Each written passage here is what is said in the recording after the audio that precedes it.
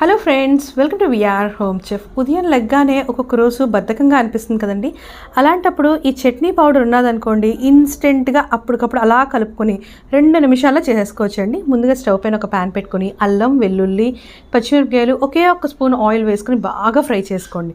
బాగా వేగిన తర్వాత మాత్రమే కరివేపాకు చిటపటమన్న తర్వాత పుదీనా, కొత్తిమీరని వేసుకుని బాగా డ్రై రోస్ట్ చేసుకోవాలండి.